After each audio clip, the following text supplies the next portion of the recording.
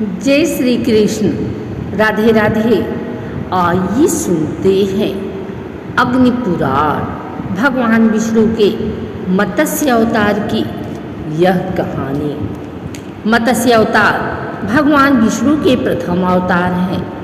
मछली के रूप में अवतार लेकर भगवान विष्णु ने एक ऋषि को सब प्रकार के जीव जंतु एकत्रित करने के लिए कहा और पृथ्वी जब जल में डूब रही थी तब मत्स्य अवतार में भगवान ने उस ऋषि की नाव की रक्षा की। इसके पश्चात ब्रह्मा ने पुनः जीवन का निर्माण किया। एक दूसरी मान्यता के अनुसार एक राक्षस ने जब वेदों को चुराकर सागर की अथाह गहराई में छुपा दिया तब भगवान विष्णु ने मत्स्य रूप धारण करके वेदों को प्राप्त किया और उन्हें पुनः स्थापित किया। मत्स्य अवतार की कथा। एक बार ब्रह्मा जी की असावधानी के कारण एक बहुत बड़े दैत्य ने वेदों को चुरा लिया। उस दैत्य का नाम हैग्रीव था। वेदों को चुरा लिए जाने के कारण ज्ञान लुप्त हो गया। चारों ओर अज्ञानता का अंधकार फैल गया और पाप तथा अधर्म का बोलबाला हो गया। तब भगवान विष्णु ने धर्म की रक्षा के लिए मत्स्य रूप धारण करके हैग्रीव का वध किया और वेदों की रक्षा की। भगवान ने मत्स्य का रूप किस प्रकार धारण किया, इसकी विस्मयकारी कथा इस प्रकार है। कल्पांत के पूर्व एक पुण्यात्मा राजा तप कर रहा था।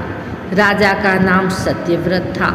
सत्यव्रत पुण्यात्मा तो था ही, बड़े उदार हृदय का भी था।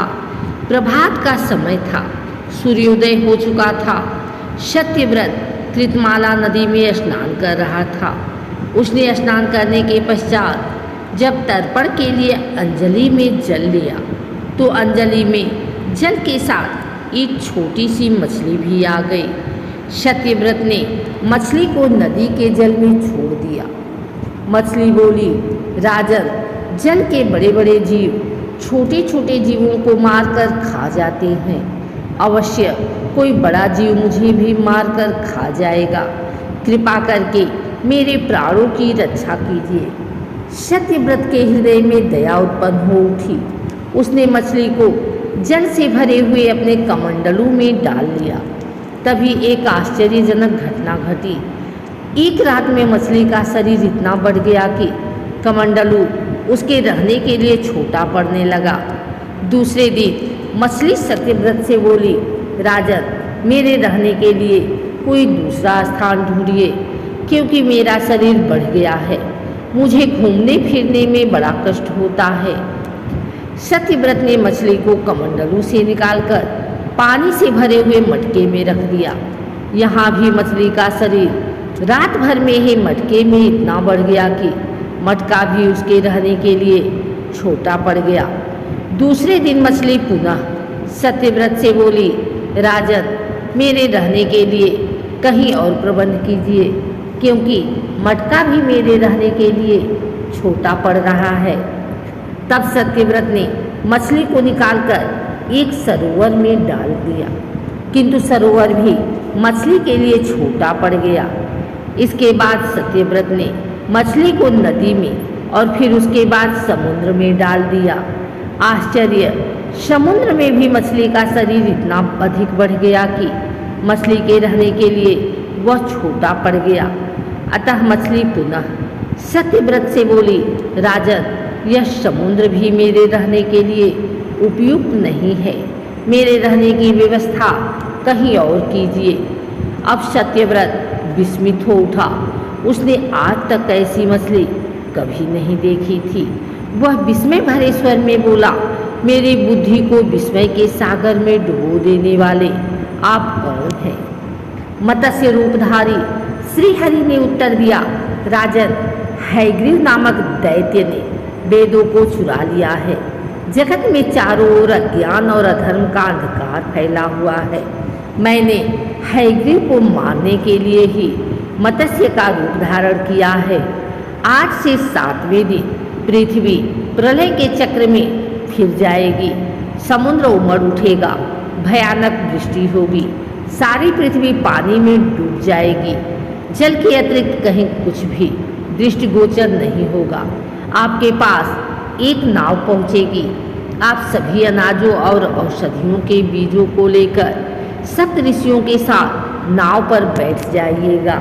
मैं उसी समय आपको पुनः दिखाई पड़ूंगा और आपको आत्म तत्व का ज्ञान प्रदान करूंगा। सत्यव्रत उसी दिन से हरि का स्मरण करते हुए प्रलय की प्रतीक्षा करने लगे। 7वें दिन प्रलय का दृश्य उपस्थित हो उठा। समुद्र भी उमड़कर अपनी सीमाओं से बाहर बहने लगा। भयानक वृष्टि होने लगी। थोड़ी ही देर में सारी पृथ्वी पर जल ही जल हो गया। संपूर्ण पृथ्वी जल में समा गई। उसी समय एक नाव दिखाई पड़ी।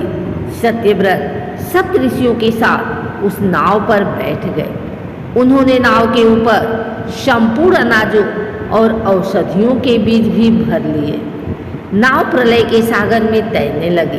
प्रलय के उस सागर में उस नाव के अतिरिक्त कुछ भी दिखाई नहीं दे रहा था। सहसा मत्स्य रूपी भगवान प्रलय के सागर में दिखाई पड़े। सत्यव्रत और सप्त ऋषिगण मत्स्य रूपी भगवान की प्रार्थना करने लगे। भगवान से आत्मज्ञान पाकर सत्यव्रत का जीवन धन्य हो उठा।